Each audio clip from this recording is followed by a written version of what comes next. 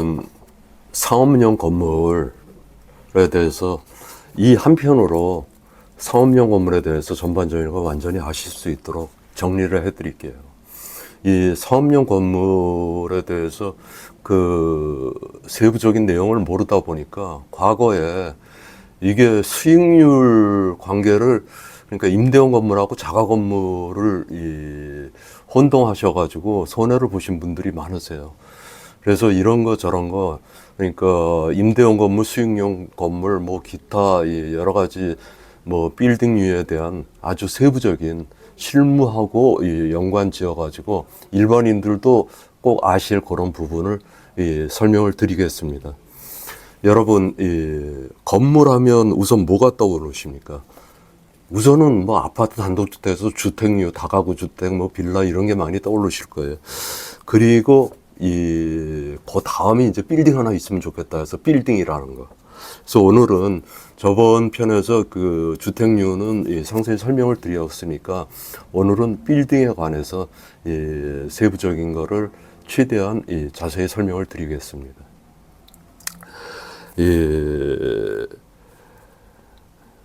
건물을 크게 나눠서 쉽게 말씀드리면 이제 주택류하고, 주택은 이제 단독주택, 공동주택에서는 속칭 빌라라 하는 다세대하고 연립, 그 다음에 5층 이상 아파트, 그 다음에 이제 이 별도의 개념인 오피스텔하고 복합적인 개념인 주상복합까지 저번에 설명을 드렸죠. 근데 일반적으로 빌딩, 그 IMF 이후에 글로벌 스탠다드다 해서 그냥 이런 뭐 상가 건물 이런 것까지 뭐 변두리 1, 2층짜리 건물도 가보면 다 입구에 무슨 빌딩이라고 해놨는데 정확히 빌딩의 정의가 뭐고 그런 거는 구체적으로 특히 실무상에는 어떻게 부르나 요거를 상세히 설명을 드릴게요. 그래서 이 건물은 우선 말씀드린 대로 주택하고 상업용 건물로 나누는데, 오늘 그 중에서도 진짜 좀 목돈이 오가야 되는 상업용 건물, 이거에 대해서 제대로 좀 정리를 해드리겠습니다. 잘 모르시고 투자하게 되면 헷갈리는 부분이 곧 손해로 오실 수가 있으세요. 특히나 요즘같이 그 실물 경기가 안 좋다 보니까 상업용 건물에 공실이 많이 나오고, 특히 분양상가 같은 경우에 공실이 지천인 이런 상황에서는 특히 오늘 그 설명드리는 부분을 좀 자세히 아셔야 될 겁니다. 그래서 자세히 모르시게 되면 일단 돈부터 있습니다. 그리고 구조에 당하게 돼 있습니다. 그 다음에 이제 임차인 같은 경우에 권리금에서 문제가 발생이 될 수 있죠. 그러니까 이 권리금은 뭘 말씀을 드린 거냐면, 그러니까 일반적으로 권리금 하면 바닥 권리, 뭐 시설 권리, 영업 권리 하는데, 빌딩류에서 자가 건물, 통으로 이렇게 모텔 같은 경우에 그거는 시설 이런 거를 이 건물주가 다 해요.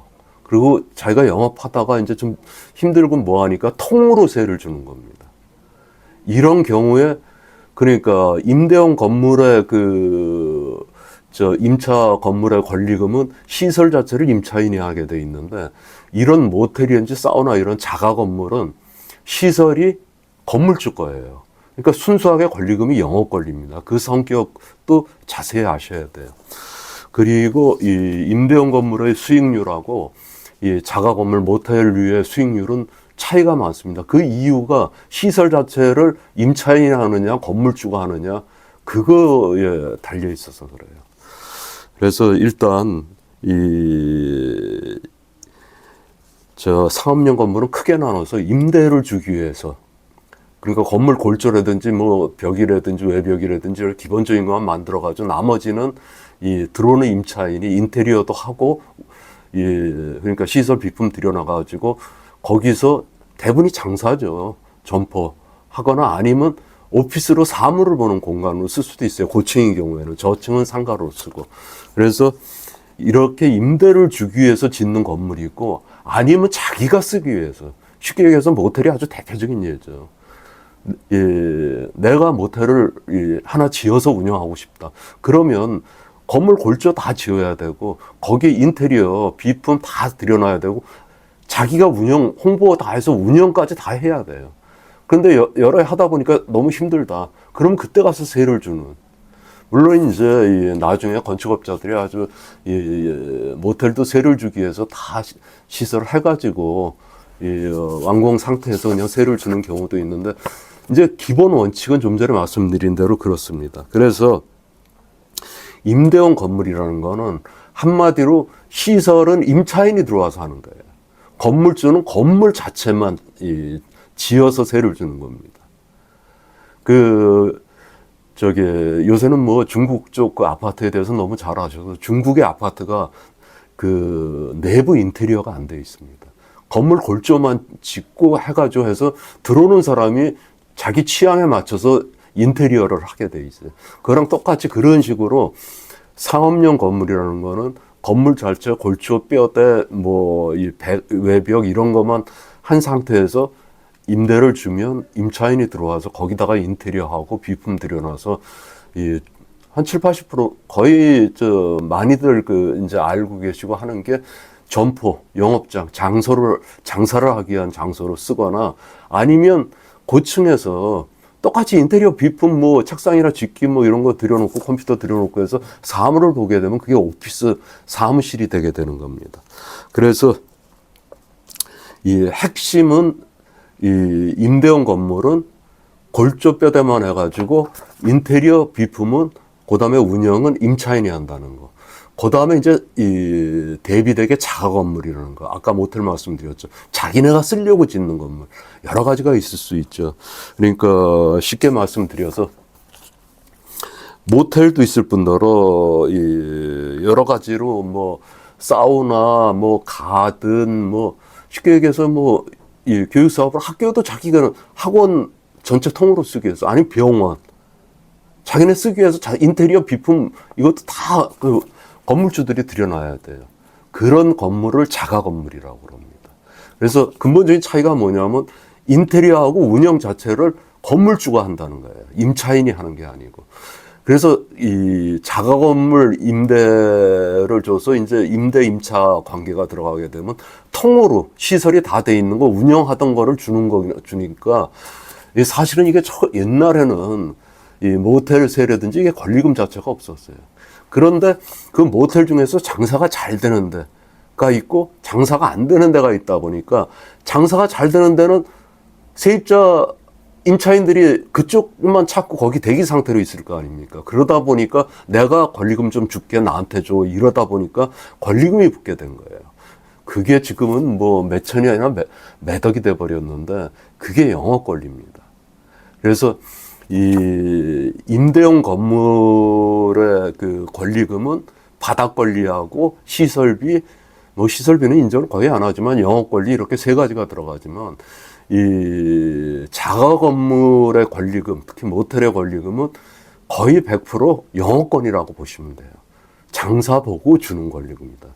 그렇게 구분하셔야 되고, 또 옛날에, 그러니까 특히 어느 시절에는 좀 오래됐습니다. 금융위기 2007, 8년 이후에 부동산 경기가 확 죽었다 다시 되살 때, 그때 이 상업용 건물, 그 임대형 건물에 대해서 거의 투기식으로 그냥 마구잡이로 거래가 많이 됐었어요. 그때 이제 임대형 건물이 거의 동일하니까 수익률이 좋다 해가지고 자가 건물 중에서 모텔 거래가 많이 됐습니다.